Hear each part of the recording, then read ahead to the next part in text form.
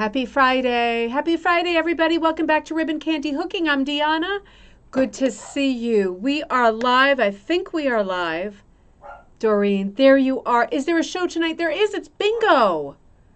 I have it listed on the page. Hopefully it's there prominently displayed on the top of the announcements. There we go, Corey. We are on. We are on. I'm sorry, I'm 1 minute late. I had to stock up, if you see what I mean, on a bingo night. Happy Friday. Good to see you.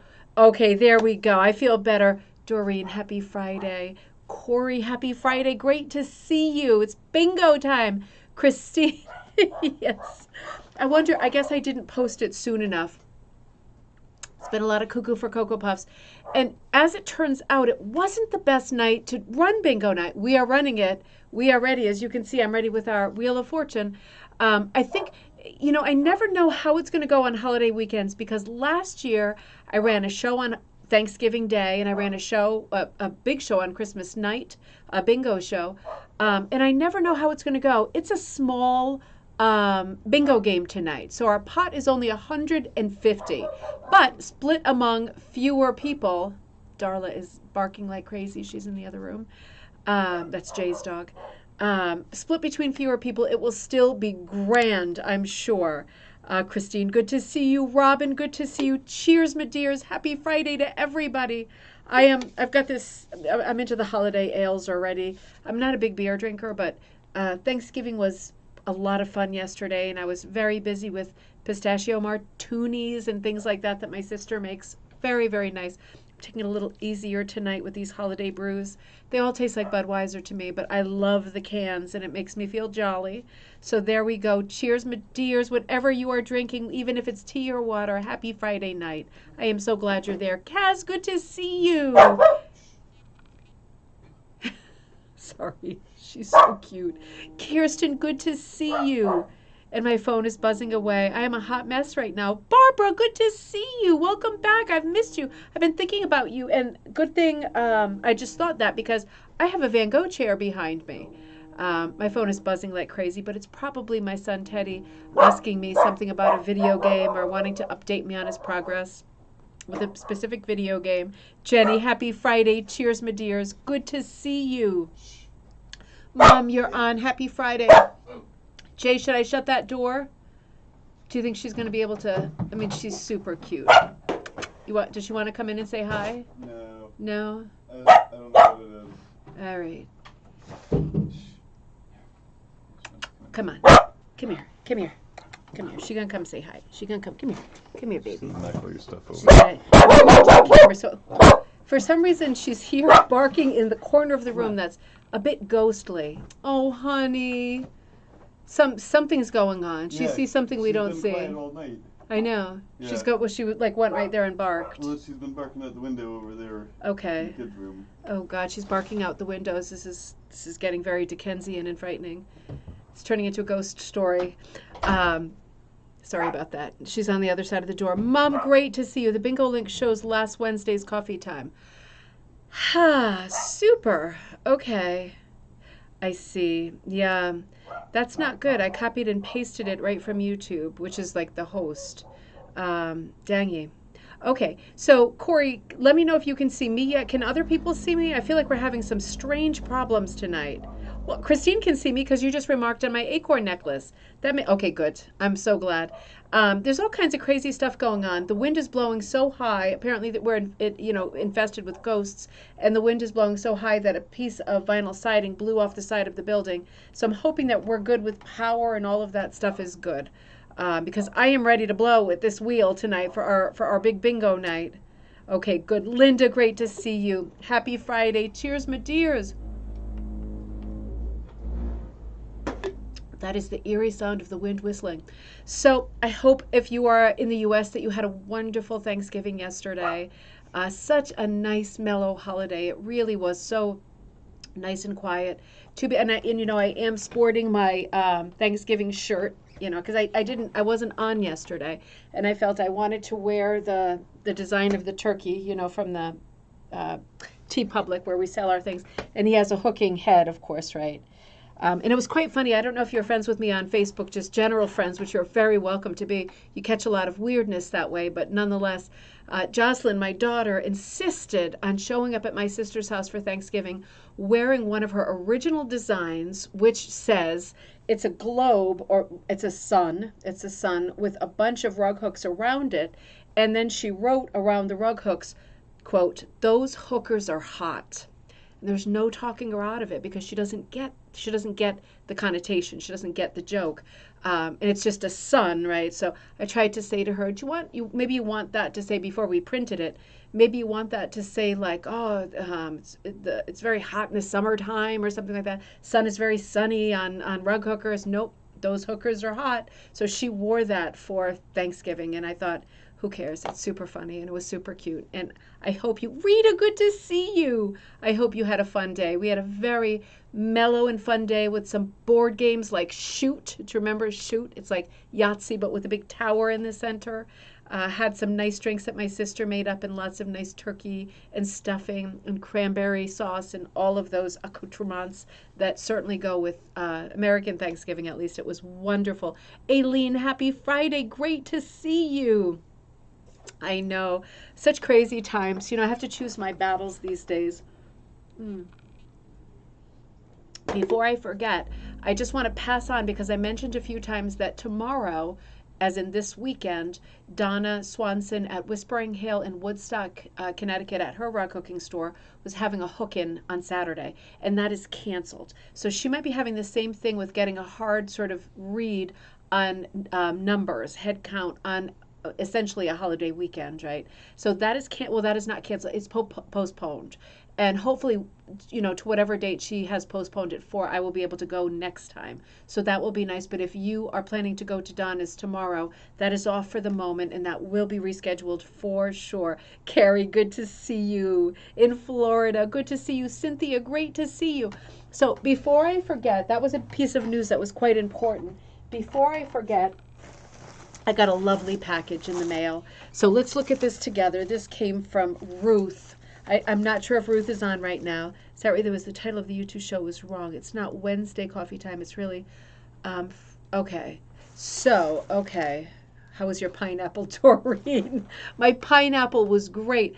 I see what maybe went wrong, and I'm not sure why, because I did things the same way I always do. I'm like a mouse in a maze, right, in some scientific lab somewhere. I do the exact same thing the same way each time, because with technology and buttons, I don't trust myself to do anything else. But for some reason, it seems like it was a bit troubling tonight. But hopefully we're all getting there in the end.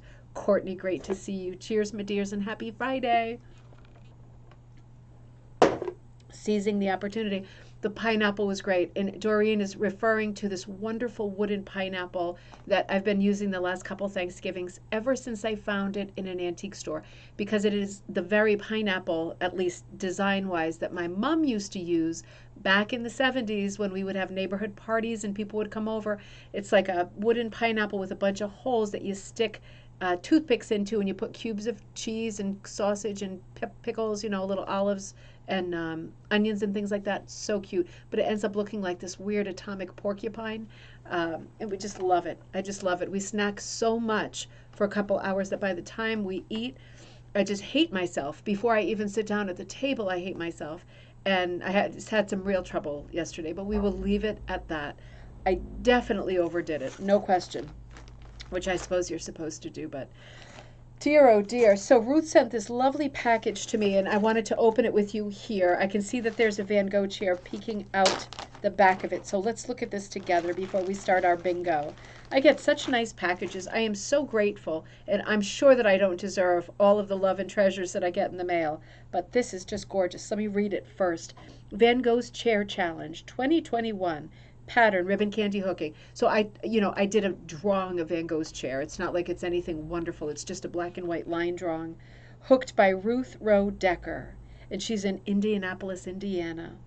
She did it in 2021. She put all her information on the back. Wool, burlap, mask, synthetic. Ooh, oh my gosh, I didn't even look at it yet. Look. This is so good.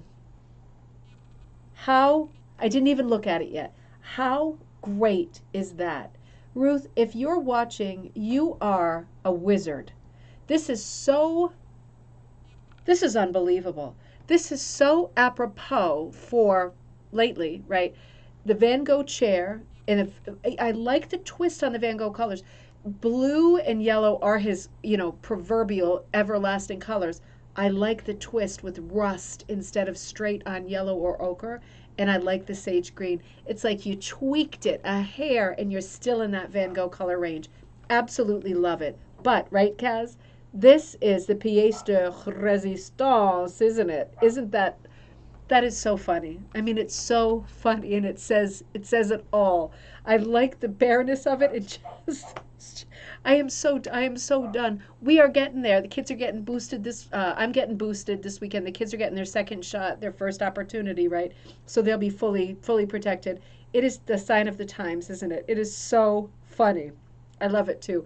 And look at the tremendous log cabin type floor, right? This hooking on the floor is just over the top great. I could not achieve that with last December's pattern, right? Or maybe it was January. It was January, the Amish skaters, right? This is unbelievable. Oh, my mom says, oh, that is so neat. Says it all about 2021. Colors are gorgeous in that little face mask. How can a face mask make me smile? It's true. This one does. This little one does. So timely. That is it, isn't it? And lately I have just noticed, so maybe it's just where I am in my head, but I have noticed so many rug hooking projects that are very timely. And I really like that. I've been watching a little bit less news. I need a little distance from, the same conversations over and over and over. They wind me up way too much. And when I see something like this, it brings me back into the story, but in such a whimsical and gentle way. Boy, Darla is really upset. I hope there is not a ghost in here. It's be like the movie Scrooge, right? Marley will appear in chains behind my shoulder and tell me that many links is what I've done so far, which will be super bad news. But Ruth, you did a wonderful job with this chair. That is just fantastic. I really can't get over that. I love them all. I love them all. They're all so different, and that's what it is, isn't it? This challenge, that's what it's about. And Ruth put some more treasures in here for me. I can see she put in something for Teddy, a pencil sharpener. The kids love this kind of stuff. It's just amazing. Everything that you give them, it reminds me of Father Ted, if you ever watched that show. Dougal, I think the secondary character is the really sort of stupid priest in the series. It's a comedy. You offer him anything like, would you like this? And oh God, yes. Would you rather have the, oh God, yes. And the kids are like that too. It's like, Teddy, would you like a sharpener? He's going to lose his mind. He's going to lose his mind. He's going to want it so badly. Got some more treasures in here. Ooh, there's some treasures in this pouch. This is a very Klimt pouch, and good thing too, because I need to announce the Klimt class. Donna sent a message, I think, on the Facebook page that said she was very excited for the Klimt class because she's still working. No, I don't mean still. I mean she is diligently working, and she just had a sort of emergency surgery situation. So, God bless, get well soon. That's the main thing. Appendix. I hope it's okay that I said that. But I was very worried when I saw her post on her Facebook page. But she said she's working on the Klimt because it is extremely hard and complicated, super challenging. And she was excited to hear that the next class, the design class, is going to be the Design Like Klimt. And I think it is very apropos because of the amount of sort of metallics that really remind me of Winter New Year. Lights and metallics, right? Light whites, ivories, creams, lots of light blues, glassy, bronzes, coppers, metals, right? And it's so good for this time of year. It's so bleak. It's so also very New Year connotation.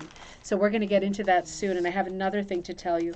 Oh, she sent Jocelyn some earrings. Of course she did. And oh my gosh, because Jocelyn's got her one ear pierced. Jocelyn is going to go nuts for these. These are super appropriate little white daisies with a little stone in the middle. How she's going to go out of her mind. The two of them are going to go out of their mind. She is going to love that. And it's funny, we've been going to TJ Maxx a lot. And she always picks out, she's only picked out a couple pairs of earrings, so these are coming in good time. She always picks out something very modest. She never picks out crazy hooker dangles or anything like that. She always picks out something very petite and appropriate for a little girl. And I don't hedge her toward that. I think Get whatever you want to get. It's the holidays. We'll make it work. She always picks something super modest. So Ruth, she is going to love those earrings. Oh, look at this. You know, it's so nice to get these treasures, and I love to open them with you. I have a treasure right here. That is a proper treasure. Let me be careful how I get. Oh, is that beautiful? Is that beautiful? She made like a beautiful coaster for my mug, right? A mug rug with a lovely tag on it. A heart with Ruth. I am so lucky. I am so lucky to have this and to have you there and for us to have time together and to talk about things we all love. It is such a gift. And then I get treasures in the mail. What a gift. What a nice thing. I have been very off my beam, as you know, and this stuff just makes me feel amazingly great. Dear Deanna, you are a charming gardener making many blossom with happiness. I am grateful for you. Don't get me started. Don't get me started. That is so sweet. And the card says, let us be grateful to people who make us happy. They are the charming gardeners who make our souls blossom. Muriel Proust. Oh, that is just beautiful, isn't it? That really is so, thank you so much. That is so beautiful. And I got it right before Thanksgiving, too. I got it on Wednesday. I just was saving it to open with you. That is so beautiful. I'm so happy with that. Thank you so much. And let me see. I'm not rushing past that because I'm going to be looking at that, and Teddy and Joss are going to go crazy for their treasures. So you haven't thought about Father Ted for years. It's such a naughty show, but it's so funny. Very Irish. You're excited also, Barbara, for the Klimt class. I think it's going to be great. April, that was beautiful, wasn't it? Lovely gifts from the heart. Yeah, so Klimt is coming up, and then another thing. I don't see Heather on. Heather, if you're on, make yourself known, because I want to show something naughty that I really shouldn't show, because I'm busy making something for her, and it's a secret. Not anymore, right? But she usually doesn't watch the replays of the show, so I think we're good. I have been seeing so much. Do you want to tell me something, Jay? You're on the wrong show. Ah, I'm on the wrong show. It says Wednesday Coffee Time, Wall Street Journal. Interesting. Am I on the wrong show? What should I do? I don't know. I don't know either. Just letting you know. So do you think it's like recording over the Wednesday show, Wall Street Journal? Not sure. Ah. But the title Interesting. what you're on right now is Okay. Wednesday Coffee Time. Dang, can you get in there somehow into it? I'm sorry, I'm consulting with Jay because I realize there really is a problem with the title. Can you get in there as an admin and do something to it? Not sure. Okay. I'll try. Give it a shot.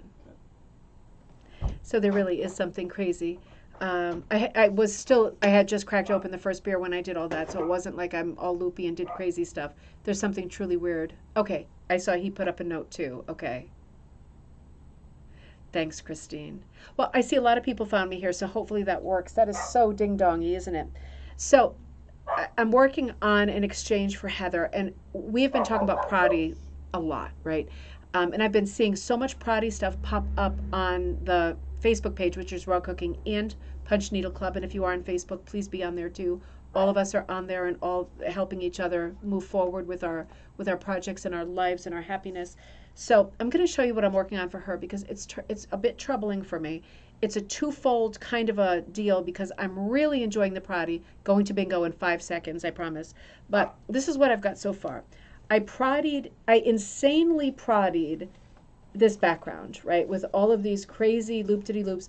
And in the center, so far, I have hooked out of like magenta sweaters because I know her favorite colors are like bright, bright purple, bright, bright pink. She loves brights. So I've got a Christmas tree here, and I started hooking a garland. But this stuff is all the Prati, right? So this was just a bunch of stuff I found at Joann's, all the holiday fabrics. I bought small quantities. And as I was Pratiing this stuff, getting this huge, high, delicious pile, I haven't clipped it yet with my shears. I'm going to clip it much down to meet the shape of the tree. The stump is a bit troubling. I'm not sure it is the right color. I love the mask too, Aileen. But, you know, I'm going to trim it down more, the Prati. The point I'm making is this Prati has been amazingly groundbreaking and exciting for me because a lot of the materials that I tried to hook with that are novelty materials, they do not want to play with a rug hook. But with the Prati, they go through, as Barbara Streisand would say, like butter. They go right through with the little Prati tool. I work from the back, right? So I did all of this in the back, and then and then I flipped it over, and I had a big empty triangle, so I hooked the tree and the sweaters. And I'm hoping to find tiny, tiny, tiny, tiny bulbs on a battery pack to stretch this over because I know she's super blingy and glitzy, and I know she can take like tacky stuff like a champ. So I'm hoping to stretch this over a little shadow box frame, put a battery pack behind it, and poke through the tree some lights that actually light up, that she can like lift it up and put the battery pack on and the lights actually light up. That's my vision. Because if they do, they will catch all this crazy metallic stuff that's like a hornet's nest of bling. So that's my hope. But at the end of the day, thanks, Kaz. At the end of the day, it made me realize that using all of that junk that I bought and was not able to hook with, that was a huge thumbs down for hooking because it frays and atomizes as I go, that stuff is the very stuff for Prati. It works great. The difficult wools, the really weird novelty fabrics, all of them, they work great for Prati. So this is the last announcement before we start bingo. So what I decided to do, because my heart was hurting because I did not have a holiday thing ready for us. Like last year I had the British Christmas poppers, the long cracker tubes that when you pull the end like a little wrapped present, it kind of makes a popping noise and some things come out. Last year I offered those in the month of December for the holidays, and they were filled with random wool strips and a fortune or a quote, an inspirational quote. Well, I got it. And this project is the thing that got me there because with the book, I was not going to do something like that this year. And I have about 300 crackers left over, empty. So what I'm going to do for crackers, announcement, and you'll see it pop up early this week on the Facebook page and in the Shopify, ribboncandyhooking.com. What I'm going to do this year is take those crackers, which are bare and ready to be filled. I'm going to fill the crackers with a Prati tool that somebody's making them for me in red. They look like those little satin ornaments, a proper Prati tool to the dimensions of my favorite Prati tool so far, because I have a few, the small little ones that push from behind. It's going to be a red little Prati tool in the cracker tube, and instead of being wool strips, the tube is going to be filled with glitzy, blingy little rectangles of taffeta, dupioni, novelty fabrics. So if you wanted to go crazy and do something like this, just all over or with a simple shape like a star or a tree or 2020, or you're going to, strike out and do like a floral, like a poinsettia, Prati, right? It's going to be filled with these kinds of cuts, pre-cut, and the Prati tool and a fish fortune. Right? Those fish that you hold in your hand and the way that it jump sort of dictates how the year to come is about to be for you. And a crown and a party crown. So these crackers are going to be full blast crackers, and I'm going to be able to do them very inexpensively. So I'm going to put all of that up. They're going to definitely be, I'm shooting for like $20. And I'm not going to do the exchange thing this year because that was like a lot of matching up. I'm just going to offer the cracker tools that will come with your Prati in a bunch of Prati pieces. And if I were you, and I'm going to do it too on the Facebook group, I'm just going to go to Joann's and I'm going to break the cardinal rule and I'm just going to buy some of that colored burlap.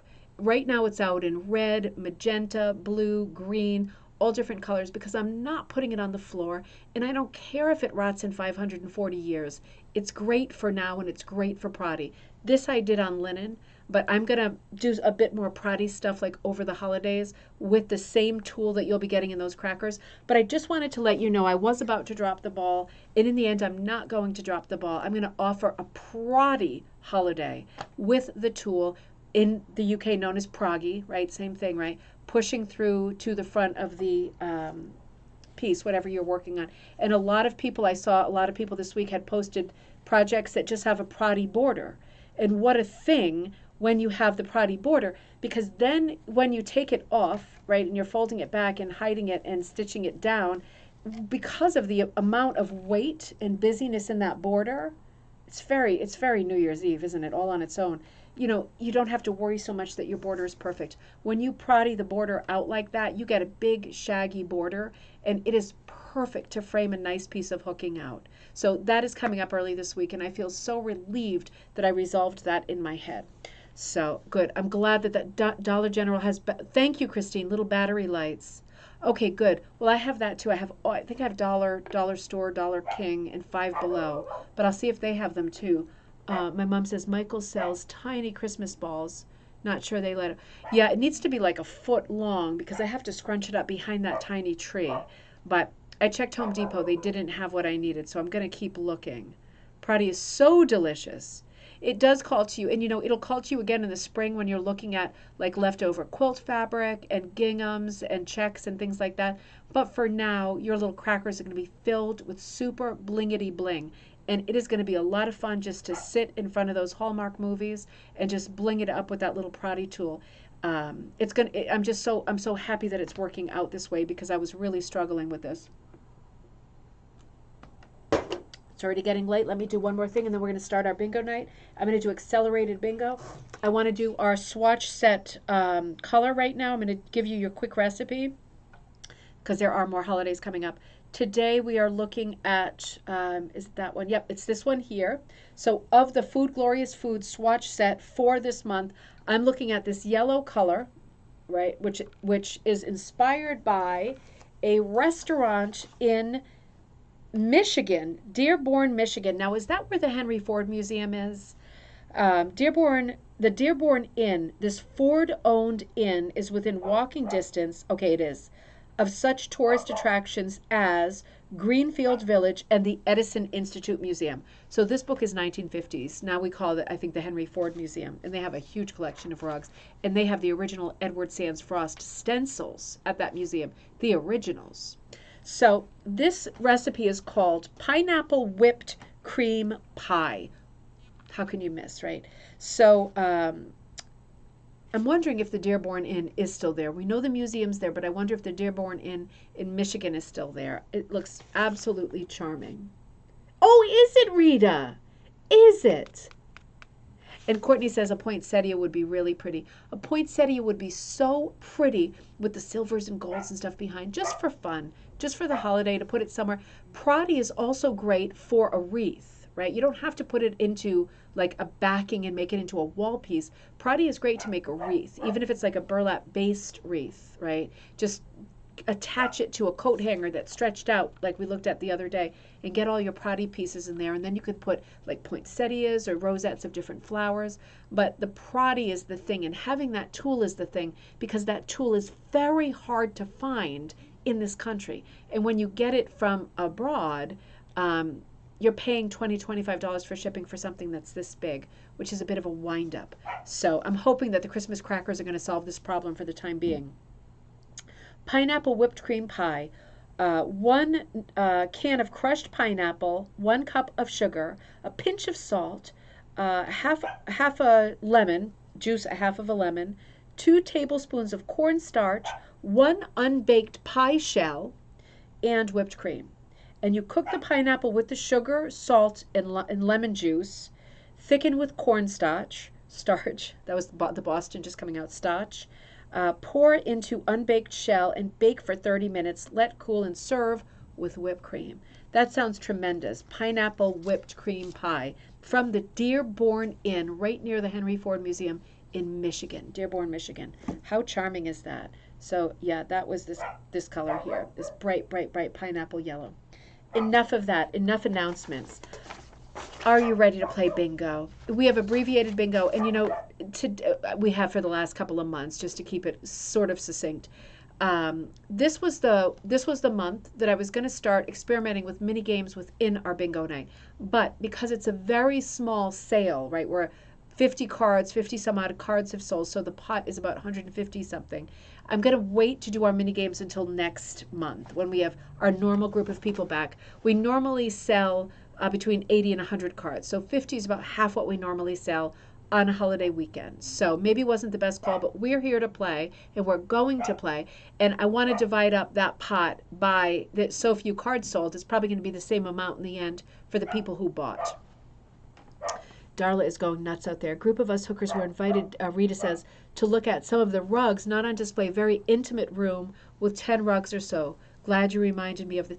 Yep, the Henry Ford Museum, and I was writing to them not that long ago because I know they have these beautiful rugs, and I know they have those frost stencils, and they have been on a bit of sort of, a not full-time schedule, particularly with showing stuff. So now that things are getting fairly back to normal, it is great, Rita, to think about that again.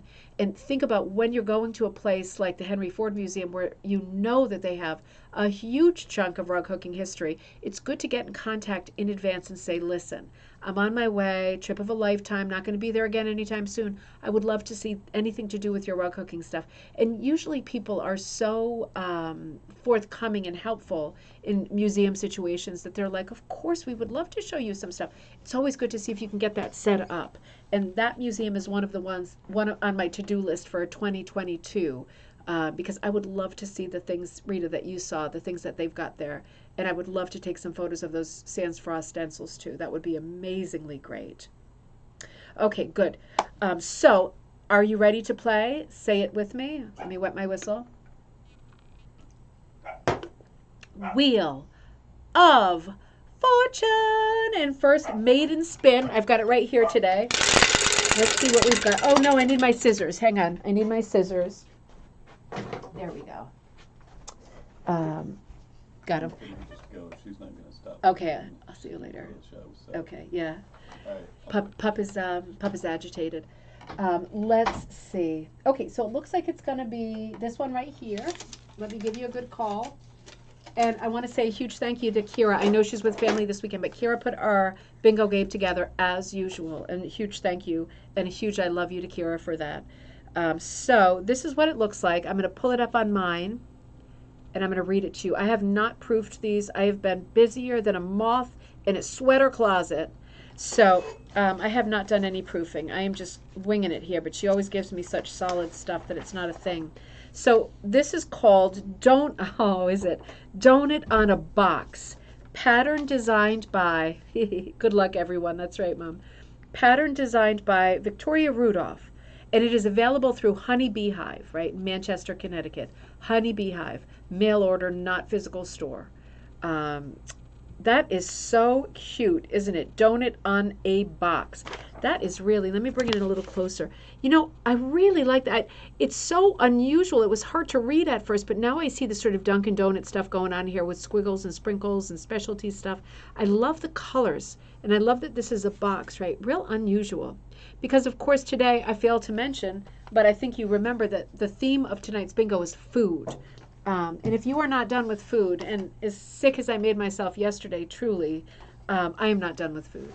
So if you feel the same way, we're going to be looking at some beautiful rugs of food tonight. You're eating a donut right now. What a serendipitous coincidence, huh? I wish I was. I haven't eaten yet. I'm going to have to eat after this. Oh, baby. Her mouth just keeps running. She's going. She's on her way out. She's too wild tonight. All right, let's see. Oh, isn't that pretty? Let me grab the thing for that, but let me show you this so you can mark it off on your card. Hey, listen, if you're watching for the first time, I forgot to mention we are just playing straight bingo tonight, but it's blackout. So if you're playing for the first time, for you to achieve bingo tonight, you need to mark off every square on your card. Okay, and there are the smaller cards. We don't do the big ones anymore because those took 2.5 hours. Just mark off every square. It's not directional bingo. It's everything on the card, blackout.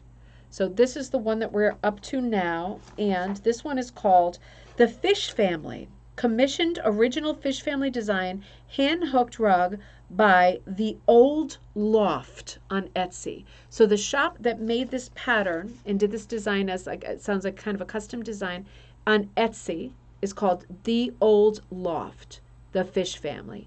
That is a beautiful piece. That is just beautiful. You know, it reminds me of Emily Carr's dolphins, very much. If you can picture that, really, really close. Okay, let's see. Oh, this is one of my favorite foods. Honestly, this really is one of my favorite foods. I shouldn't say that, definitely not on a live show. But I am a huge lover of Spam, I have to admit.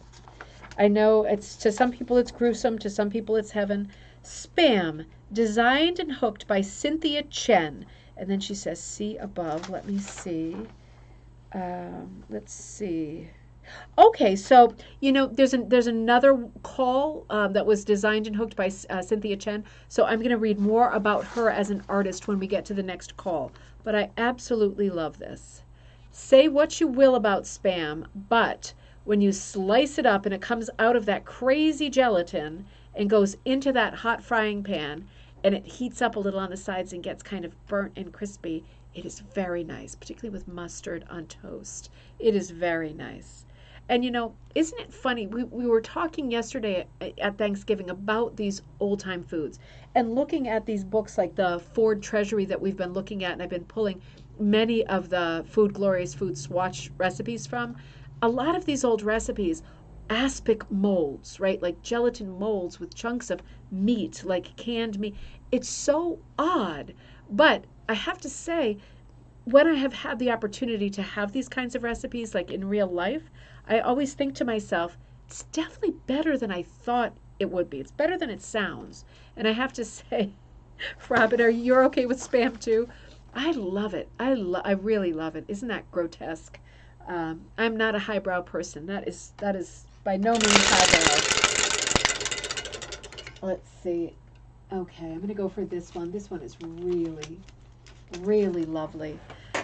This is, let me show you the picture and then I'll tell you what it's actually called. It's this pretty. Isn't that lovely?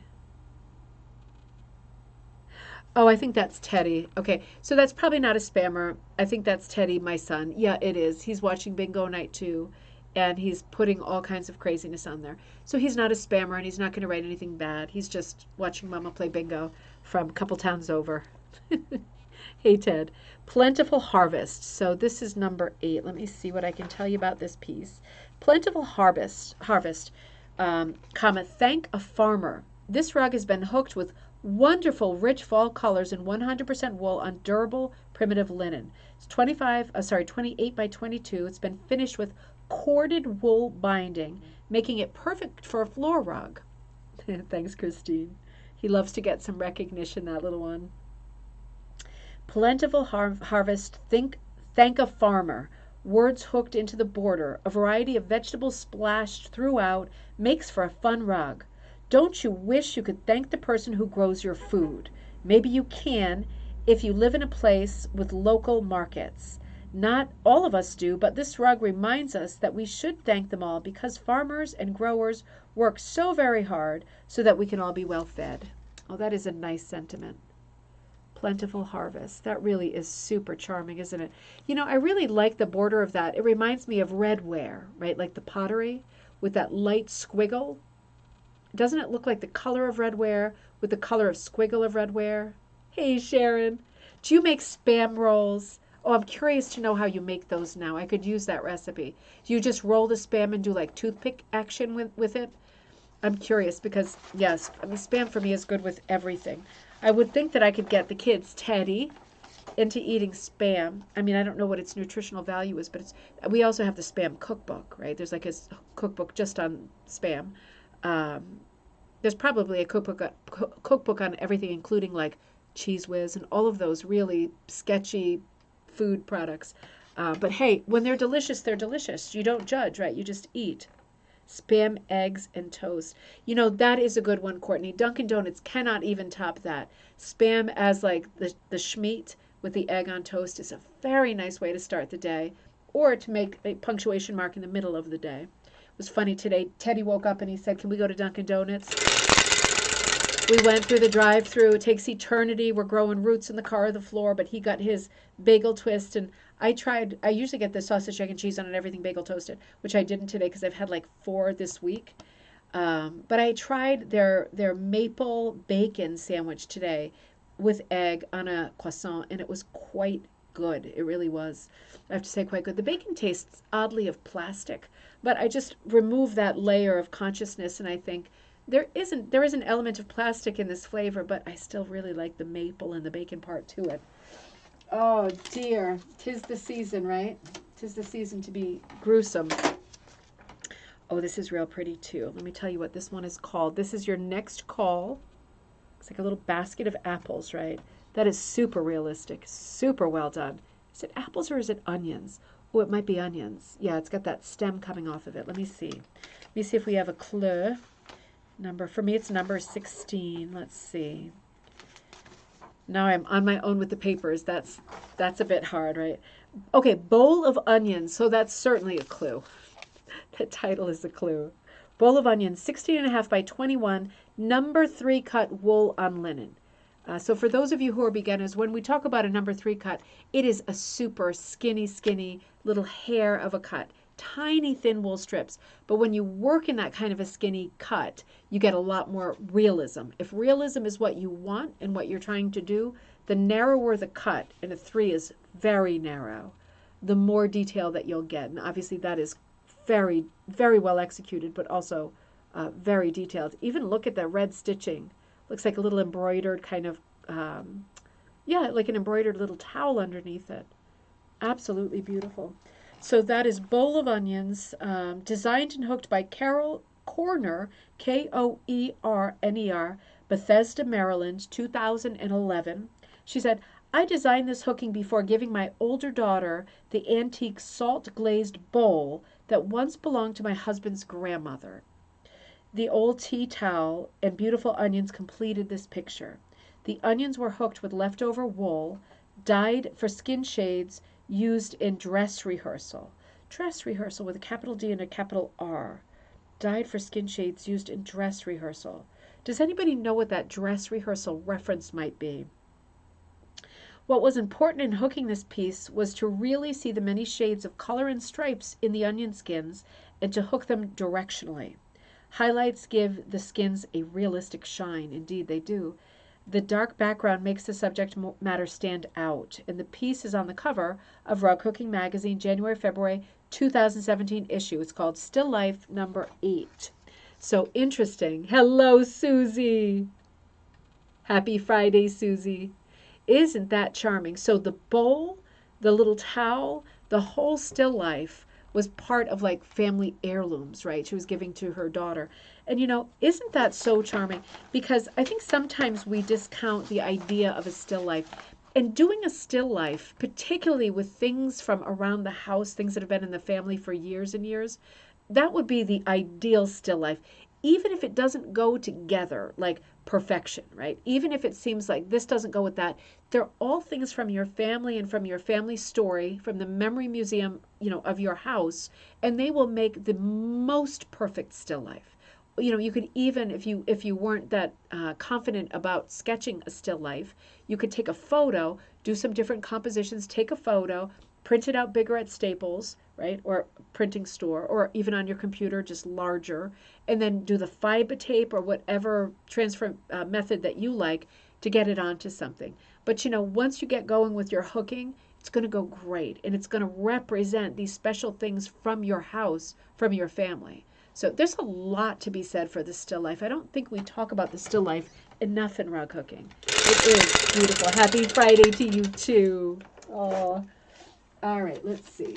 I was gabbing for so long, Susie, that now it's time to crank. Oh, I absolutely love that. That is super charming. That reminds me of yesterday. Isn't that sweet? Okay, let me pull this up. Oh, Dress Rehearsal by Degas. Oh, interesting. A Degas reference. So Dress Rehearsal would be like the ballerinas off stage. Is that Dress Rehearsal? Am I thinking of the right thing? Interesting. Okay, that could well be. That's a great, I have no better idea than that. I think that's probably it. Interesting. I mean, Degas did a lot of still lifes, besides doing a lot of performers, particularly off stage. But yeah, it could well be. That's a great lead. I like that. That makes perfect sense. So let me see. Number 14 for me. Let me tell you what I got in my hand. Let's see. All right. This is called Apple Pie. Oh my gosh, what a name. Apple Pie and Motherhood. Designed and hand hooked by Rosario Villavicencio. Rosario Villavicencio. That is absolutely beautiful. Let's look at that for a minute. Let me bring you in there. I'm going to try this light. Let me try this light here. I want to give you a little bit more light without giving you too much shadow. Let's see if that helps. Yeah, I think that's better. So the thing that I like about this, and we all like different things about it, right? It has a kind of collector's quality to it. There's a lot of pictures on the wall. There's a really evocative scene out the window, right? There's so much color out the window. It really begs, like, what's going on out there? It's exciting out there. And I love, number one, the perspective in this piece. The perspective is just astonishing. Perfect folk art. It's like you're swinging from the chandelier, looking down on this table and the countertops and things in progress, right? The what is it called? The pin that you, God, what is wrong with me? We just used one today when Jocelyn made cushions. Rolling pin, right? Rolling pin. That is just super charming. That, I guess, is kind of showing us the apples, the green and the red apples, the rolling pin, the dough on the counter, big mess, and then there's the pie at the table. Oh, and it looks like there's a pet on the rug, doesn't it? Looks like there's a sleeping pet on the rug, probably a dog. It's a big one. But isn't that so charming? My mom says, yes, apple pie and motherhood does replicate so many families yesterday. Table gathering for food and stacking with luscious food. And the clock, right? You know, I like the clock in there because certainly if there's one thing about motherhood, and man, it's getting to me at this point, time is always a thing, isn't it? No matter what you're doing, no matter how much you're trying to live in the moment and enjoy the moment and carpe diem and all that crap, you are always looking at your clock because you need to be somewhere in 5 minutes or 10 minutes. It's just, that's part of life. That's part of being a mother too. But what a charming scene that was. Little cat, maybe it was a little cat on the rug. That was super cute. Aileen says, when I was traveling in Fiji, when I was younger on the island, Spam is considered a delicacy. Well, see, they know how delicious it can be. I even like it raw right out of the can. Isn't that gross? I use a knife and just schmutz off all of that gelatin stuff, and it is just, it's. I love it. It's not for everybody, I know, but I love it. I really do. Cheap date, huh? Oh, this is one of my designs. Let's see if I can get this off. All right, so I can't even remember what I called this, but this is actually half of it. This was that design I did, I think in, I want to say July or August. It was done mostly in velvet. I dyed 50 colors because there were 25 scoops in this composition. It's actually double this. It was, I can't even remember what I called it. Let me see if Kira wrote it down for me. It was a tough one. It's kind of a bad memory because it was so difficult. Ice cream cornucopia. Conacopia. That was it. I was clever for that 5 minutes. Conacopia. So ribbon candy hooking. And it was July for National Ice Cream Month. And it was, this is half of it, but it's 2 cones instead of being 2 cornucopias that are usually facing each other, or sometimes, one is upside down. And then instead of spilling out with grapes and fruits, it's spilling out with all of these scoops of ice cream. And instead of doing, so this is half of it, instead of doing this is unfinished, this picture's still unfinished. Instead of doing the lamb's tongue border with the scallops, I did ice cream cone border, right? So I did a bunch of these, but they were each an ice cream cone, and some of them had a little cherry sticking out. The whole background was Diane Collins's velvet from the Velvet Hook. I was experimenting with using her velvet, and I enjoyed it immensely. Conacopia. And Kara wrote, this festive summer pattern is a takeoff on a traditional cornucopia pattern so popular in antique rug hooking. Except instead of overflowing with fruits, this one is filled with ice cream scoops. Yeah, 50 colors, that was a lot. I'll put that back into stock early in the summer, but right now 50 colors to dye would be a lot because it's out of stock. Apple pie, Susie. I'm very preoccupied and worried about being on the wrong thread right now, and I do not know how I did it. I'm happy that we found each other here, but that is super troubling and worrying, isn't it? Dear, oh dear. Oh, I love this one. All right, let's see. It says Pie Bird. Now, does anybody here collect these pie birds? And the only reason I even know they exist is because, Mom, in your downstairs bathroom, in that magazine rack, in the bathroom, you have a back issue of like Country Life or Country Living or something like that. And there's an article on collecting pie birds. And I did not know what they were until I looked at that article. And I've looked at it many times because I've been in that bathroom quite a few times. And they are the cutest little ceramic things. that look just like this. You probably know this, right? I'm late to the party. And you put them into your pie and it whistles, right, as it cools off because there's like steam coming out of it. So it's actually a whistle, and a little whistling noise comes out of this little pie sticking out like blackbirds baked in a pie. But they've been making these for a good 150 years, these little ceramic birds that you stick in pies, and they are very collectible for people who know. Do you, Cynthia? I figured somebody must collect pie birds. Maybe I should zip my lips, right? Because they are not one of the most common collections. So I think they're probably quite desirable, and people covet them hugely. But that is a great example. Let me tell you who did that rug. That is a beauty and a half. Our little pie bird. Let's see.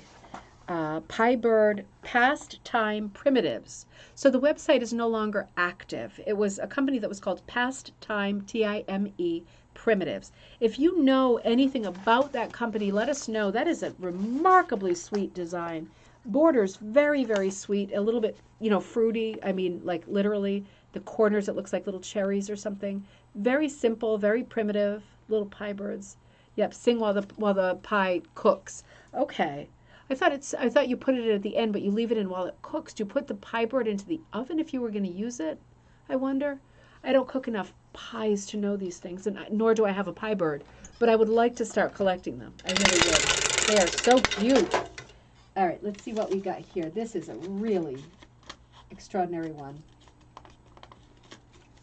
Wow, talk about realism. I think this one stretched a little bit in the printing. Bailey Island. Isn't that extraordinary? And don't you love it when something breaks the border the way this fish is? Sweet little girl with pigtails, looks like a life vest on. She was out fishing. Bailey Island Fishing Tournament. Isn't that exquisite? So this is Margaret's Mackerel, designed by C. Susan Ferrero, 23 by 31, designed and hooked by C. Susan Ferrero of Bailey Island, Maine in 2018. Absolutely remarkable. I have not seen this image yet. Gosh, it's gorgeous, isn't it? It's so cheerful and celebratory, isn't it? You get the joy of that little girl just looking at it at a glance. Yep, we're talking about dress rehearsal. I'm still curious about that because it is a bowl of onions, which is so odd. Yeah, we'll get to the bottom of that. That was a great suggestion about Degas. This is another beauty. This really, really appeals. Bake. Look at this.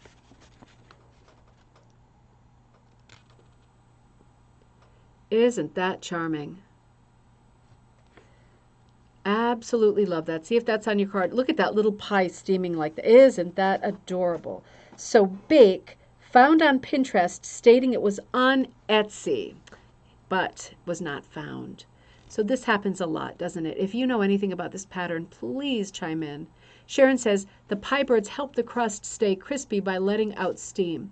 Oh, that makes a lot of sense, doesn't it? So that it doesn't get all damp and soggy. That makes a lot of sense.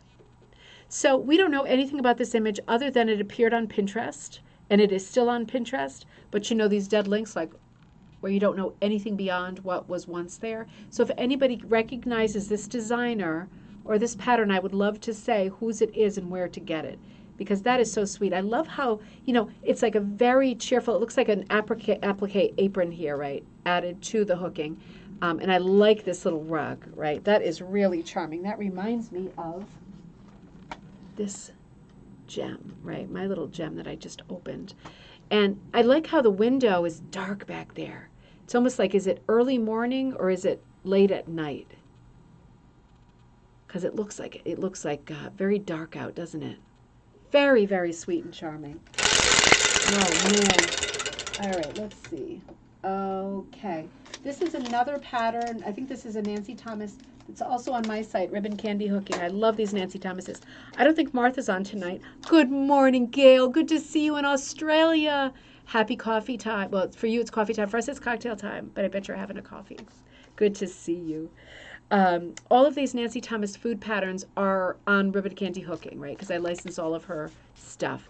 And Martha did this one for sure, because I remember tracing it for her and thinking, you are crazy. This one is super complicated. But she did it. She killed it. And it looks amazing finished. This one is called, let me show it for one more second, and I'll find my cue. Sweet Violets, Nancy Thomas pattern, and it's, again, sold by Ribbon Candy Hooking, which is my company, as you know. But beautiful, difficult, but so primitive and gorgeous. Yeah, I mean, Martha really, she chooses some very difficult patterns, and when she does them and then she sends them, my mind is just smoking like a pie bird. Rita says, Pastime Primitives. Where did it go? Pastime Primitives. Rug Hooking by Kim Dubé. Oh, yeah. She used to promote hooking ATC cards. We had fun with those. Now, Rita, I think she's the person who, when I went to Maine this summer with my mom when I was teaching, I found that rug that said, I think it said Pastime Primitives, right? Because I remember it was from a store, and I posted it in the group, and someone said that was, I think it was Kim Dubé. That was her store, which isn't there anymore. Now I really wish I got that rug because it looked like redware, if you remember that post in the Facebook group. Interesting. Gainer, I love Spam. To my granddaughter, makes a sushi dish with it. Interesting. Why not, right? It's raw meat, sort of, isn't it? It really is good. So we've got some Spam fans out there. We have certainly got a group going that feels the same way that I do. Completely in love with Spam. Oh, okay. I think we're down here. If I'm going shooting straight down the axle or whatever this thing is. I tape these on too hard again. I'm crazy with my tape. This is adorable. This is a beautiful pair. Number 20 for me. That's what it looks like for you. Beautiful shading. Talk about a still life, huh? Don't need a ton of things to have a still life. Doesn't have to be busy. It can just be simple and lovely like that. Nice solid shape. Pear, hand hooked by Jerry Laskowski, Laskowski. Now that really is so painterly, isn't it? That really is. It's, you know, if you've ever taken art classes, right, which many of you I'm sure have, you always end up doing still lifes because it's so important to look at objects that are familiar. It's a good starting point, isn't it? Because it's not like looking at something wacky that you can't identify. Something very familiar in a very simple setting, like a light blue background and a blue cloth on the table, and just trying to articulate the shape of the thing and where the shadows are. It's a great exercise to do in rug hooking too. You don't have to be painterly. You can do it real graphic. That one was exceptionally painterly. But again, I think because we're talking about food tonight, I think still lifes are going to come up again and again and again. Because there's not a lot of ways that you can represent food without showing food in a still life setting. Although we're finding some nice pies and roosters along the way. Ooh, that one's right in the middle. I'm going to go to the closest. I'm going to come right across. I think I'm going to come right across. Let's come here. I think this is a latch hook. I've been finishing a latch hook today too for the book project. Let's see. Let me show you first. It's this cupcake. That certainly looks like latch. So pretty, isn't it? I'm always trying to boost latch up as a medium because like any other medium, you know, the thing I think that has kept latch down over the years is the amount of owls and unicorns that have been offered. Not that there's anything wrong with either of those, but just many. And also the very high pile has limitations in that the high sort of pixelation you get when you have that much shag quality to it, right, can be limiting. But you can overcome those things and still enjoy latch by switching out the materials that you're using to maybe wool or more of like a proddy look, more mixed fibers, right? You cut your own pieces to latch with, and then it really becomes a game changer. This piece is beautiful just the way it is. Cupcake, put out by Hobbycraft Cupcake Latch Hook Kit. It's 30 by 30. It's a cushion cover, rug hooking set, cushion cover, rug making set. So, you know, there still are on all sites, Amazon, Etsy, eBay, Facebook Marketplace. You can buy new ones like this by Hobbycraft, but you can also buy the older ones. And some of the older ones are very expensive and collectible because they were put out in the 70s and early 80s, and they really are very artistic. But they usually do come with a pre-cut acrylic. And for some people, that's the part, they either don't like the high shag quality of a latch, or they don't like the materials because and there's nothing wrong with them. I'm not on my high horse by any means, but for some people, who are very devoted to fiber art, acrylic isn't really the kind of fiber that they like to handle. It's not the kind of tactile, organic fiber that they like to handle. But again, as soon as you switch out your materials and you start cutting your own material from scraps or from skeins of wool that you really do love to touch and handle, you've got a whole different outlook on latch. So it's still making a textile craft with a hook, right? So it's not that different than rug hooking at all.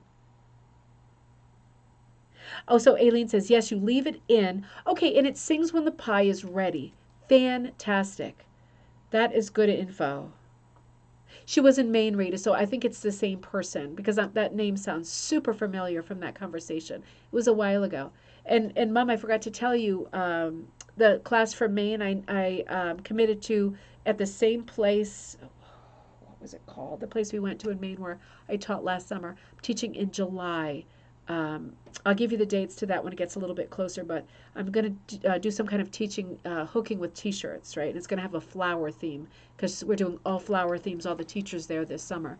But it's nice to put a teaching date on the calendar for next summer. So this is another one from Ribbon Candy Hooking. Kara's good. She always likes to show my stuff. She's such a good friend.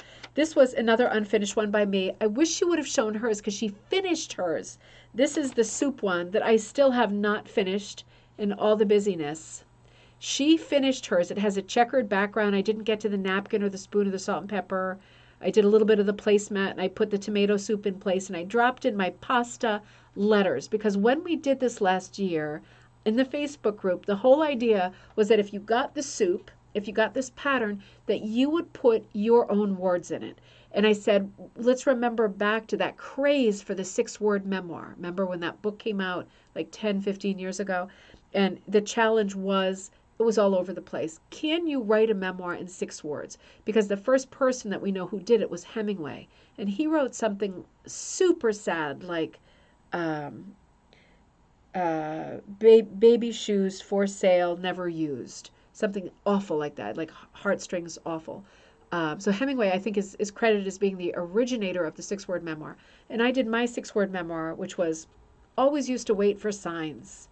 And that was really how I felt at the time. It's still how I feel. I don't wait for things to happen anymore. I force a square peg in a circle hole all the time. It's exhausting, but it works better. And maybe you have a 6-word memoir on the tip of your tongue. If you do and you want to share it, please share it. But that soup was great for dropping your own words in or putting the dates or people's names in. It's just like animal crackers in my soup, right?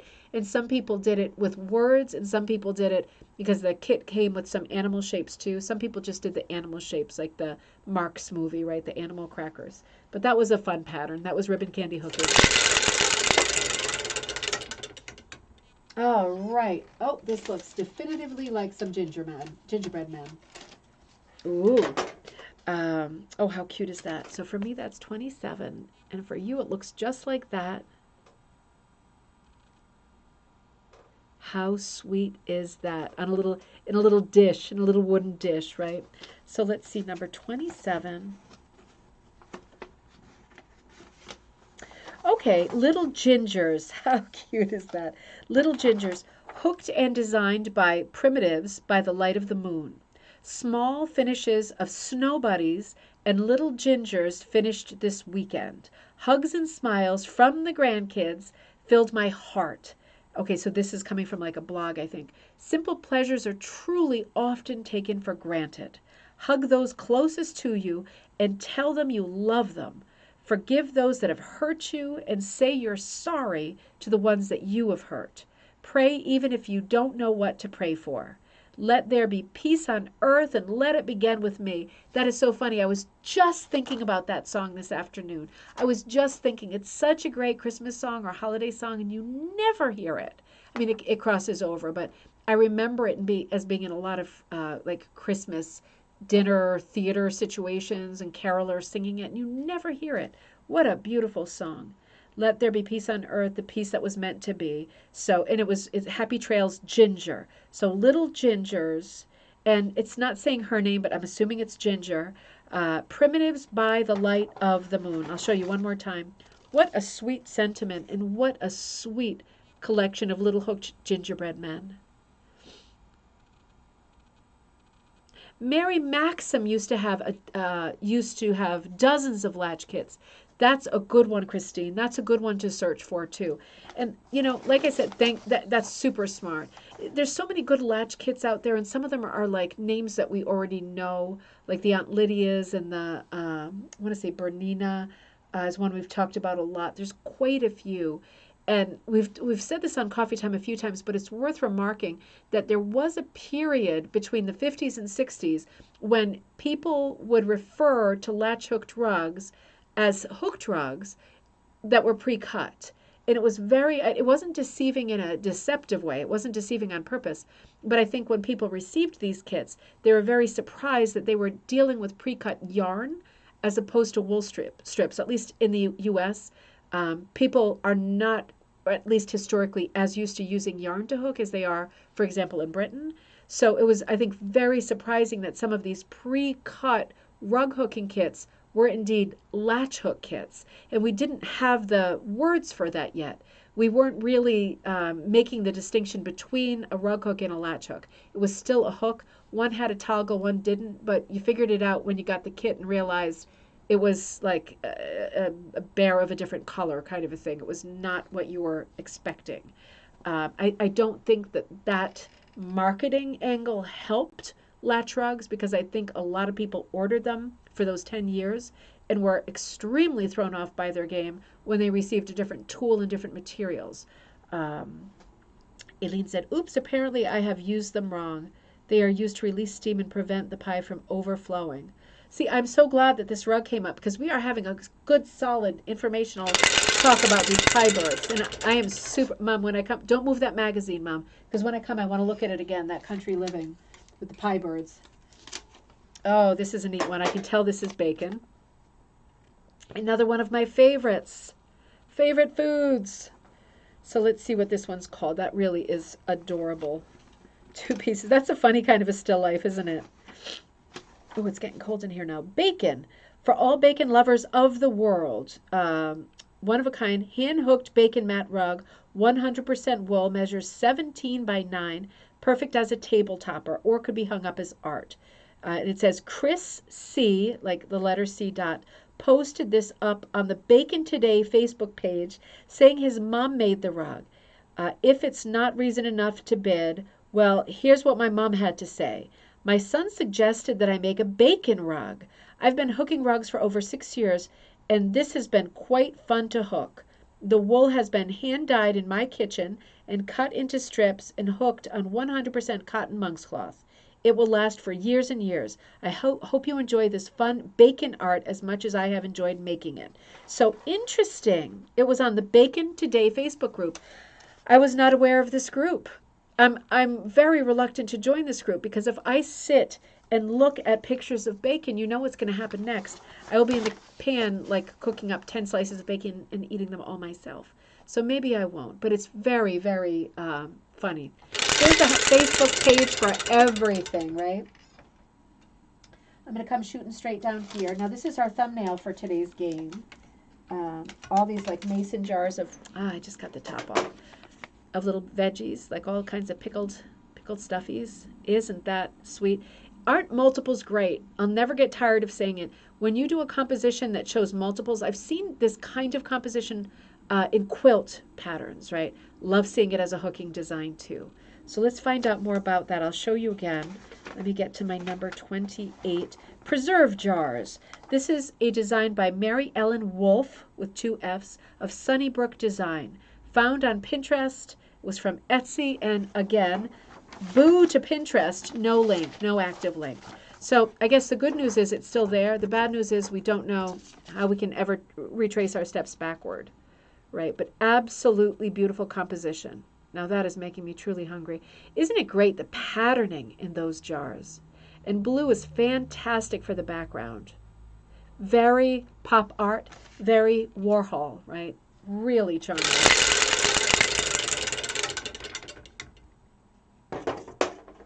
Okay, let's see. Ooh, pineapple. We were just talking about pineapples, Doreen. Isn't that charming? In Van Gogh colors. Blues and yellows. A little bit of green, too, though. He hardly ever used green. Come on, you stinker. There we go. It's a very Van Gogh sky too, isn't it? Isn't that charming? Ah, sorry, I peeled away, no pun intended, too soon.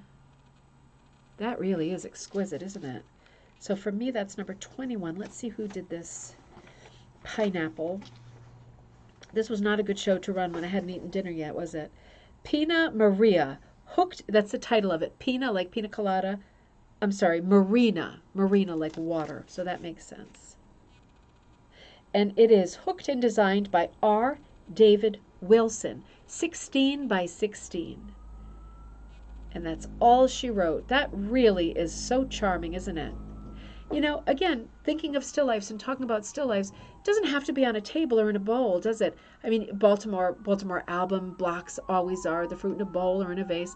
But, you know, doing something like that, unexpected, kind of floating in the water, you know, marooned on an island, is floating in the waves, this beautiful piece of tropical fruit.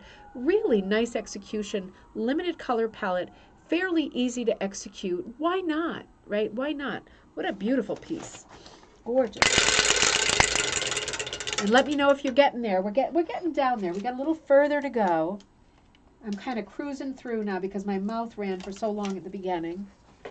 Oh, wow. Is that neat? Ooh. Is that neat? Let me show you first so you can mark it off. And then I'll tell you what we're looking at. Oh, isn't that fantastic?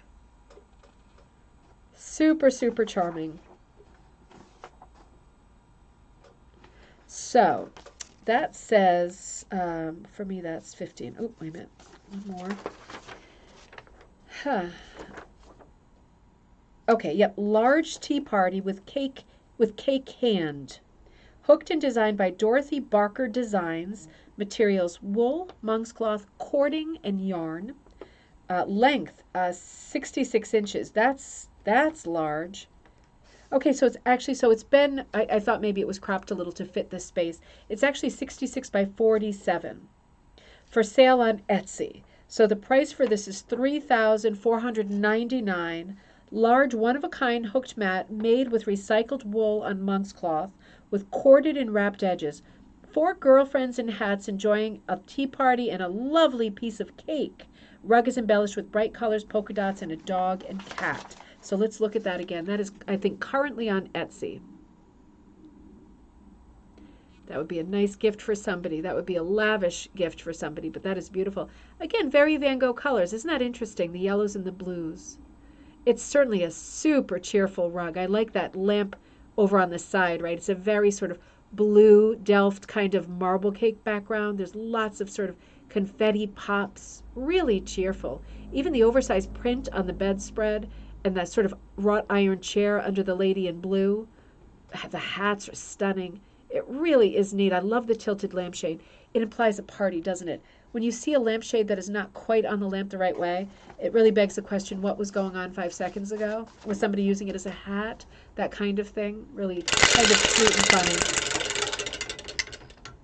All right, let's see. I think that's going to come here closest. Now this looks like a pillow to me. Oh, I think that is very citrusy and bright. Isn't that charming? So let's see. For me, that's number 23. Citrus Pillow. Hooked and designed by Hannah Eidson. E-I-D-S-O-N. Hannah Eidson is a fiber artist based in Dartmouth, Nova Scotia, who specializes in hand-hooked and machine-tufted rugs. Growing up in California, her family encouraged a lot of crafting, and her love for fiber art, especially wool, began at the age of 4 when her mother taught her how to knit. After moving to Nova Scotia in 2016, she took a rug hooking class and in her own words was, you're saying it right, immediately hooked. Most recently, she's acquired a tufting gun, which allows her to scale up her production. Love her non-traditional designs in such a traditional field. Such great colors and humor. You know, that's so true. And in 2022, I'm going to get more into demonstrating that rug tufting gun. The thing about that rug tufting gun so far is that it's still quite expensive. It's been out there for a few years. I've had mine for a couple of years now. And it remains expensive. So I've been super reluctant to start demonstrating it and showing videos with it because number one, I know there's lots out there. But if I'm going to go into that niche and show you a tufting gun, I want to show you something that realistically and responsibly you could buy without spending hundreds of dollars for the kind that really works. So I'm kind of waiting to see what's happening with this particular wrinkle in the rug market with these tufting guns. If they're going to be coming out by a more sort of standardized brand in a non-import situation where we could look at them at a kind of normal price point, and if I show them and someone says, "Oh, I love that. I could see myself using that." It's still so up in the air with these tufting guns because they do remain, like the good ones really are in the severals of hundreds, not like 1 or 200. And you really do need to work on a vertical frame, which is enormous, like windows, many windows enormous. And then it follows that you need a giant piece of backing cloth, usually monk's cloth, right? And people typically do multiple on one because of the size of the frame. So at this point, this particular tool in the craft is very fast. It will, like I've said so many times, like dislocate your shoulder from your arm if you're not careful. You can control the speed, but not that much. And it creates a very rough looking thing, not very detailed design, which for some people is just right who love graphic work. But let's keep our eye on this particular tool because it is there, it exists, but I think the price is still prohibitive. And I think the idea of using it on the vertical frame and having to custom make something like that or buy something for an exorbitant amount to get that frame to even start using your gun backs a lot of people up. So I'm wondering what's going to happen in 2022 with this tool because it is fun and it has a lot of potential, but I want to see where it goes next, or I can think of some way to use it with a smaller kind of a frame that would make more people say, interesting, I might try that. But again, not the kind of detail that a lot of rug hookers are looking to get in a finished piece. This is a beautiful thing of strawberries, and I'm thinking this might be another latch situation. I love strawberries. Reminds me of all those years of strawberry festivals at the church. Isn't that sweet and charming? Like literally sweet and charming. And it reminds me of strawberry shortcake too, of course. Really adorable. So let me see. I'm assuming that's a latch. Bed of strawberries. Okay, let's see.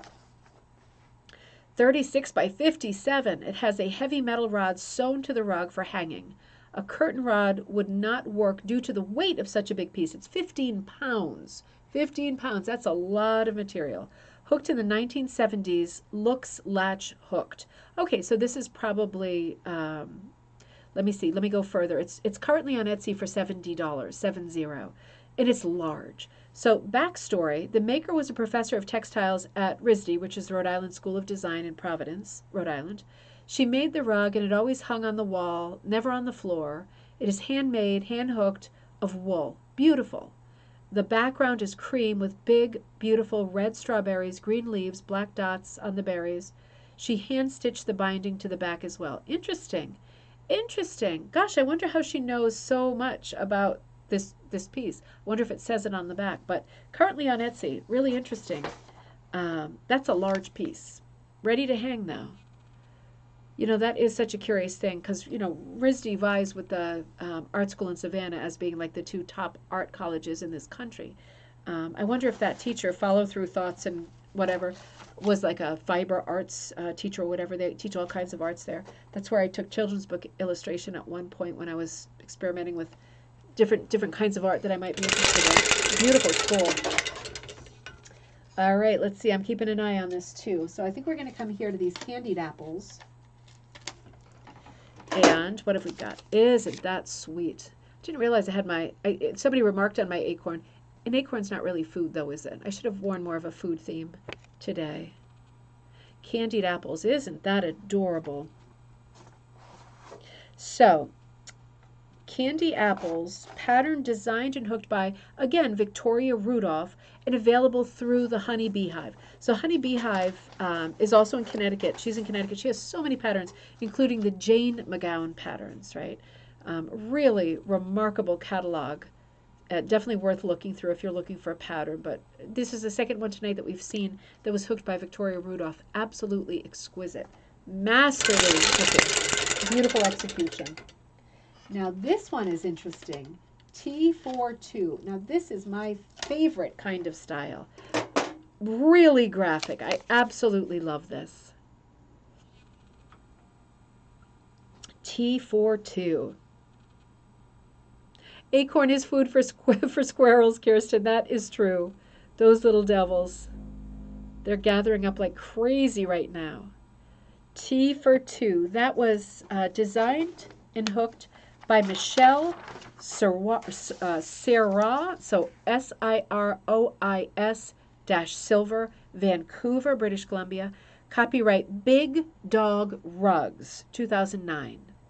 It says value range, like color selection, is an essential design element with an important place in planning. To determine the value range for a piece, I start by considering the mood or tone. I want to create and how certain value and temperature relationships work together. There's some kind of a typo in there, but I think we get it. Combinations of values create the overall mood of a piece. For example, implementing a full value range from black to white creates an energetic and complex piece, while a limited value range creates a softer, muted, sometimes more somber piece. That is so true, and we are so lucky at this point in our lives. Whether you enjoy the computer or not, you know I don't, not in the least. But, even I, being the boob that I am, know that when you go into any of these sort of Illustrator, Photoshop, even programs on my phone, the way that the computer, like the artificial intelligence in the program, can change the value, the tone, or the color palette is just remarkable. Because, you can really, even on a phone, play with the color balances and end up really changing, moving from natural colors to exciting different colors, right? Unexpected colors. But it's amazing how this can be done for us at this point without studying the color wheel and taking lots of art classes. Computers and phones can do this now, and that is one of the few things about technology that I really am enjoying. I think we must be getting there. We're getting to the end here. I think we're closest to this guy here. And this looks like the apple tree. Oh, isn't that sweet? That is super stylized. First I thought it was a pizza, but it is definitely an apple tree. Let me bring it in there, sorry. There we go. That is super primitive, super charming, isn't it? What a great pattern. I haven't seen anything like that. So for me, that's number 9. My phone is buzzing away. That's probably Teddy talking about video games. He's not here, so he's probably there. Number 9, Apple Tree, hooked and designed by Laura Kenny, one of my favorites, and submitted for Art Bank of Nova Scotia. So let's look at that again. Laura Kenny is definitely more famous for doing her compositions of women, kind of sprawled, women who are kind of defying the order of the day, not wanting to do their daily chores that are typically assigned to women, like ironing, cooking, and they're typically in these languid poses on an ironing board or a table, putting up laundry and dancing, kind of defying the sort of definition of the task by doing something a bit outrageous while performing the task. So this is her apple tree. Now I can see it really is her. That really is her, sort of the way that she crops. She crops very close to her subjects, and she always does things proportion-wise that are exaggerated. So very, very much in the style of her work. Laura Kenny, fantastic artist. One more sip, one more sip. Okay, I think we're going to go. It must be this one because this one's on top. Oh, I think this is going to be, what was it? Cynthia Chen, let me check. Shrimp chips. Now, this is what started us off on Spam. Now, I have to say I'm not as familiar with shrimp chips, but let me put it out there for you so you can mark it off. Now, this looks very British to me because if you have lived in Britain or traveled in Britain, maybe you have noticed that, unlike, and maybe the same in Canada, but unlike American-style potato chips, the flavors in Britain are like shrimp scampi, like beef roast, meat and mustard. Like they're very particular, and they really evoke like a finished 4-course meal. And weirdly, they are so tasty and they taste exactly like the thing that they say they are. And that was one of the things I loved about living there. Oh, is that your childhood snack, Kaz? So, where are shrimp chips from? That is so funny. I have never heard of them. I've heard of prawn crackers, of course, and I love those. They're almost like wafers, in Chinese restaurants they're like the little colored ones that you put on your tongue and they almost glue themselves to your tongue. They have a little bit of soft flavor and they really get your appetite going. Mostly they're a great vehicle for dip, aren't they? Just scooping up dip with these crackers that are very I don't want to say bland because they do have something. I wonder if the shrimp chips are something like that. They're from Japan, Kaz. Okay, well, that makes sense. That is so funny. That must be so nostalgic to see those. And isn't it funny now, however you feel about Amazon, they do have all these kinds of things, don't they? It's so nice to get food from other places. There's not a lot of food that I miss in the Netherlands. I always have to get my jab in, don't I? I'm so awful. But there's not a lot of foods I miss from there. But the few that I do miss, like the salt licorice, I really miss. And Kaz, maybe you feel the same way about shrimp chips. But most things are available on Amazon now, which is so nice because you know how people say, out of all your senses, smell is the strongest. And when to a certain extent, I would go along with that. When I smell lilacs, I can picture myself coming out the door of the library when we lived on Cape Cod. When I came out that door, those 2 weeks in the summer, the lilac bush it was like enveloped me, and everything lilac I now associate with walking out of this door of this ancient little library, tiny, and getting that waft of that smell. But at least as much as smell for me is taste, because when I taste something that I haven't tasted for a long time, I can remember exactly where I was sitting, if it was in a restaurant, if it was at a friend's house. Rarely have I cooked something myself that it would be that memorable, but somebody else would have. And then I think, oh, I remember sitting there. I remember what the curtains looked like. I remember the song that was playing on the radio. It's so nostalgic, isn't it? Just feels so good to have those memories come flooding back like a surprise. Cass says, I did not know they sell here. I bet they do. I bet they do on Amazon. You have to find them. Well, I'm going to look for them too because I love shrimp everything. So let's see. Let me get back to that. Shrimp chips designed and hooked by Cynthia Chen from article in Style magazine. The rugs are created via punch needle, a technique that uses a special punch needle to weave yarn through a loose weave fabric. I think we can do a little bit better than that for the definition, but that is not a trade magazine, so that's okay. There's something really satisfying about crafting something with your hands away from screens or technology. That's true, like computer screens, Chen says. In choosing which snacks to create, the designer navigated toward the familiar. I love how iconic these package designs are, she says. If you remove the product name from the spam can, Yakult bottle, or Calbee shrimp chips bag, you would still know exactly what the snack is. And she adds, a big part of this series is paying homage to those designs. I try to pick snacks that have that iconic quality that make them instantly recognizable. The needling, on the other hand, is a deeply involved process. This takes time and each rug varies depending on its design, but each rug does require some iteration to translate the design into a rug form correctly. Each piece is truly one of a kind and takes quite a while to finish. Yeah, I'm guessing that she's talking about Russian punch or miniature punch and not Oxford punch, just by the scale of the things. She's doing large pieces for that tool, but I think that's what she's describing. And I think she's making a great point. And I don't personally like Andy Warhol in terms of style. I love his story. I love his life.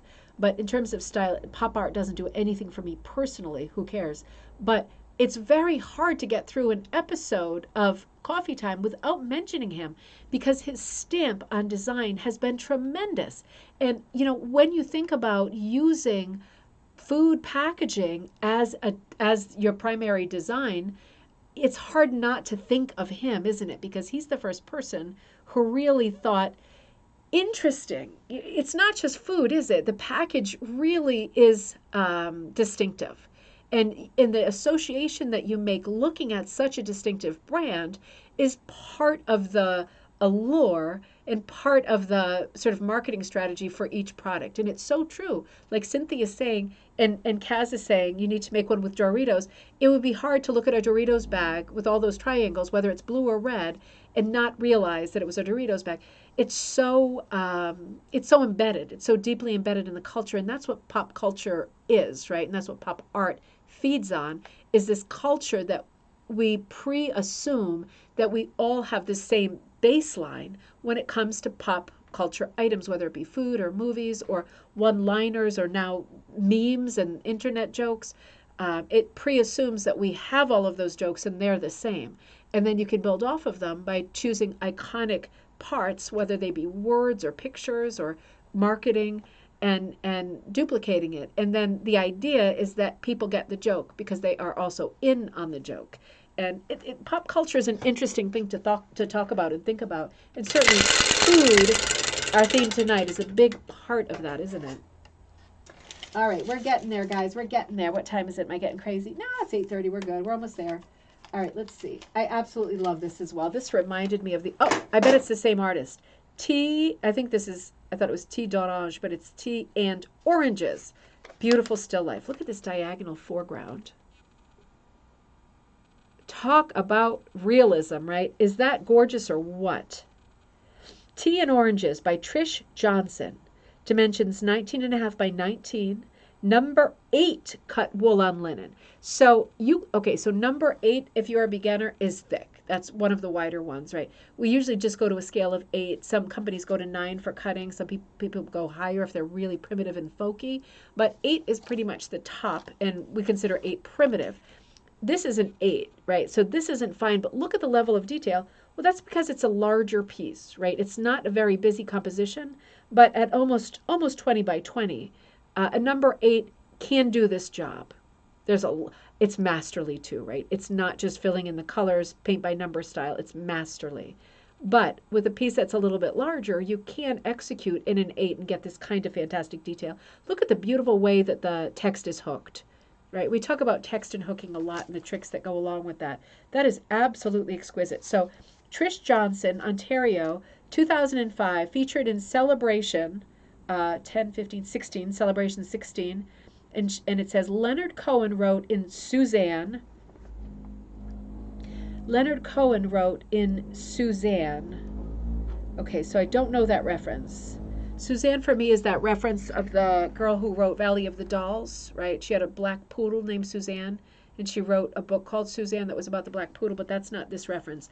Leonard Cohen wrote Suzanne. I don't have that reference myself. And she brings me tea and oranges that come all the way from China. So it must be a song, right? It must be a song. I just don't know the song. Tea and oranges was a favorite combination of my grandmother. She was always heading up to her bedroom with a cup of tea and some orange sections on a saucer. I think it was a quiet time with her favorite treat. My friend Judy has a theory that food that goes together color-wise will also taste good together. For example, strawberries and bananas, tea and oranges, they go together color-wise. And if you put your tea in your favorite periwinkle teapot, even better. Isn't that funny? Everybody has their own. No, he wrote a song about Suzanne. Okay, Aileen, I'm going to have to check that later. I thought I was fairly up on Leonard Cohen, but apparently I am not at all. Interesting. Suzanne is it a famous song? Interesting. Maybe I'd know it if I heard it, but it's not ringing a bell at all. Absolutely love this reference. And I also love this kind of inside friend joke that if it's matching colors, it's going to taste good together.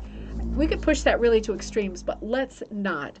That's interesting. Next time I sit down with one of my favorite snacks, I'm gonna look at the match quality there and figure out if there is something to that. That's interesting.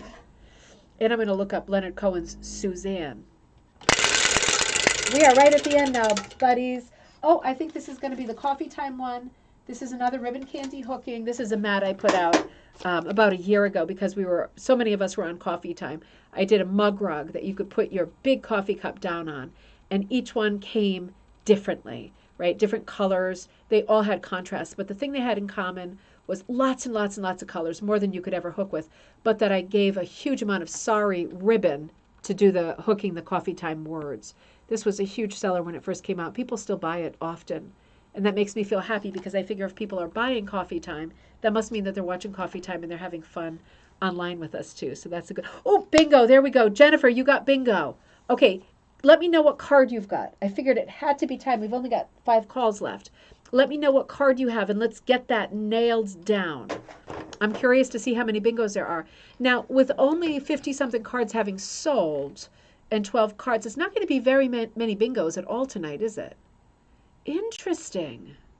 Card number 11. So Doreen has bingo, Sharon has bingo, Jennifer has bingo. I'm going to have to see if there's any more bingos because I'm doing the math in my head, not my subject. But it could be that we're at 3 or right around their number of bingos because, yeah, I'm dividing what normally happens and trying to do a ratio in my head. Interesting. Card number 11, bingo. Congratulations if you have card number 11. If you're watching this not live and you have card number 11, you will certainly get the same email that gives you the code for the store to buy whatever you want. And if you don't want patterns or kit or something and you just want like yarn or plain yarn or wool or even just plain door wool or linen, I have all that stuff too. Hooks, punches, all that stuff. Latch hooks. I have supplies too. So don't feel like, thank you, thumbs up for bingo. Don't feel like you have to buy a picture of mine or a pattern of mine if my stuff is not your style. I have everything. And if you don't see something that you like, ask because I probably have it. So congratulations to those of you who had card number 11. Super congrats on Thanksgiving weekend for those of us here in the U.S. I'm going to just cut off these last 5 and see them through because if you have them on your card, it would not be fair to the person who made them and hooked them for me not to acknowledge them. So let me run through these real fast. That was my number 11. Let me do it like this.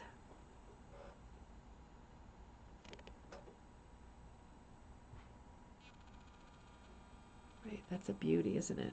So that's, let me see, number 11. And that one was and is Botanical Fruit Runner by Claire Murray. 5 feet long. It was for sale. I'm not sure what site this was. $271. Can't be her site because I know stuff is a bit more than that.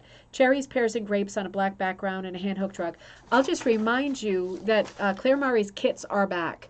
And if you are interested in her kits, you can either check the Claire Murray store, send them an email at Claire Murray, or go directly to Nantucket Needleworks, because that's the company who's producing the kits. And they are also on our Facebook page, Rug Hooking and Punch Needle Club. They post on Mondays for Madcap Monday. So you can search for Nantucket Needleworks that way, get in touch and say, listen, which Claire Murray kits have you brought back? It's not all, but it's most. And if there's one in your heart that you saw way back when, I mean, they weren't producing them for decades, and now they're back. So that's a big change for us. You know, we have access to those again. They were ultimately defunct, and now they're back. You know, Frankenstein style, they're back. It's exciting. So if you love them, you should get in touch with either Claire Murray or Nantucket Needleworks. This one I see often, and I really love this one, Boston Baked Beans. I know we've seen this one a few times, and I never get tired of it.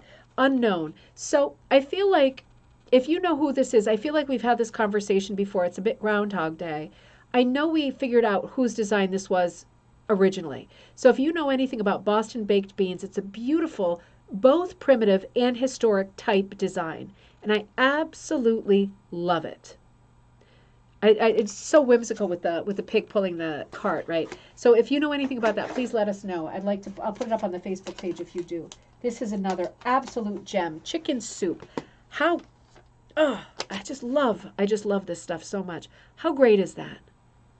I mean, that is such an iconic looking piece too, right? This would be a fantastic piece of advertising. April, congratulations.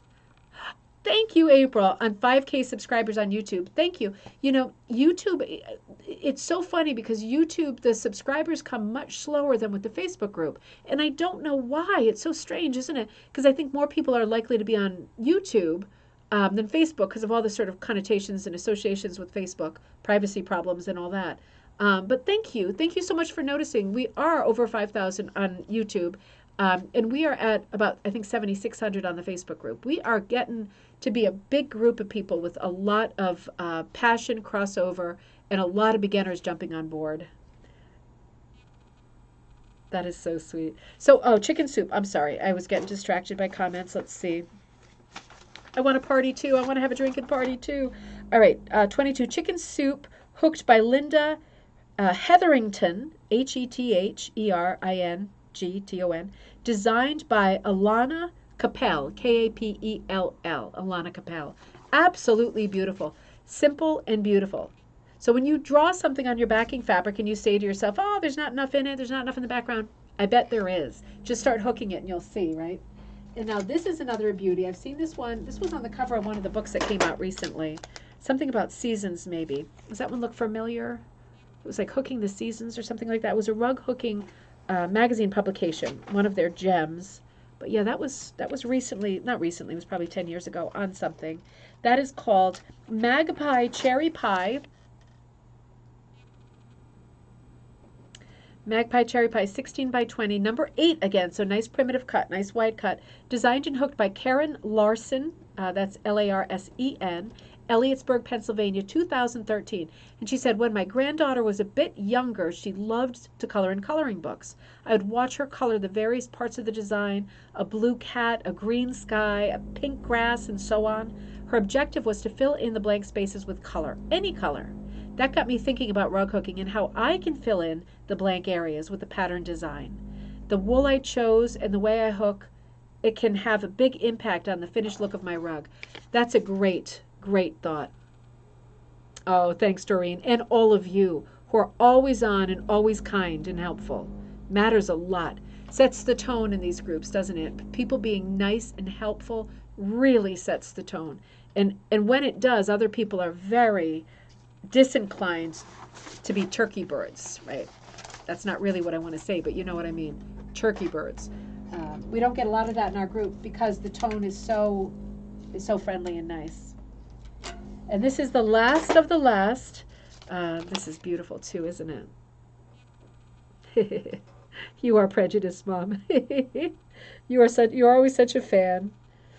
I love it. So this is called Fiddleheads, designed and hooked by Brigitte Phy, Phy, Sebastopol, California, 2016. Number 4 to number 6 cut, hand-cut velvet on linen, wool and hand-cut velvet. So, you know, I bet that's Diane's velvet because she's in California too. That sounded like an idiot statement, but you know, there's a good chance they know each other.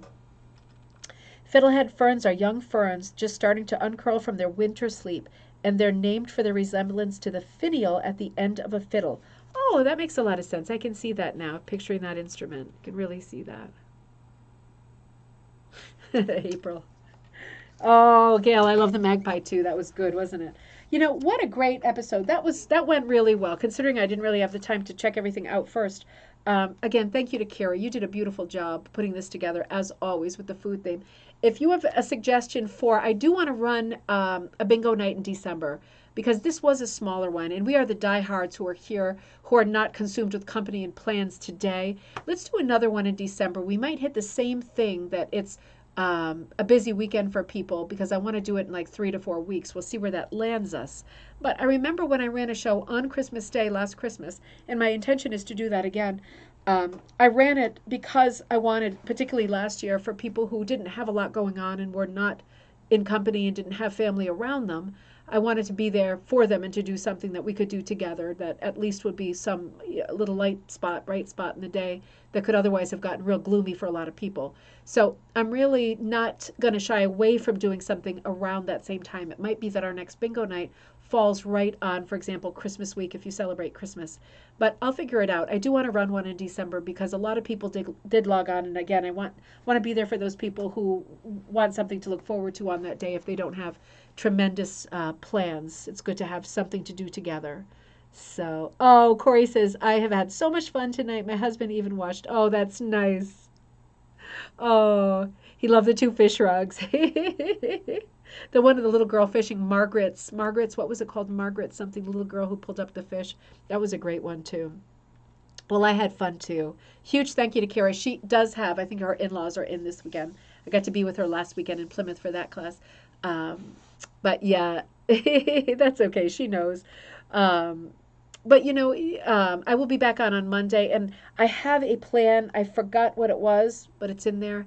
I'm going to cover a book, Agnes. I want to say I want to say vermouth, but maybe that's because I'm drinking. It's like a Dutch German name. I'll have it on Monday. I'm going to be covering the book of an artist who seems to have done most of her work in like 70s, 80s, really beautiful work. A book all about her, a fairly rare book. So I'm going to cover her work and those particular rugs on Monday. We'll start doing that on Coffee Time on Monday. But in the meantime, have a great the fourth Friday. December's Christmas Eve. I'm going to have to fool with that because Christmas Eve is almost even more important to Christmas than Christmas in our house because the kids are wild and electric, and I honestly don't know how they feel about Santa, if you see what I mean right now, being 8 and 9. Um, I think it's going to keep going and going and going because I think there's the fear that if we don't consistently talk about Santa's presence and participation in the gift giving, that there might be less gifts, if you see what I mean. I think there's some psychology here. But we are fully expecting him to come on Christmas Eve. So I'll have to see how that shakes out. I'll let you know for sure.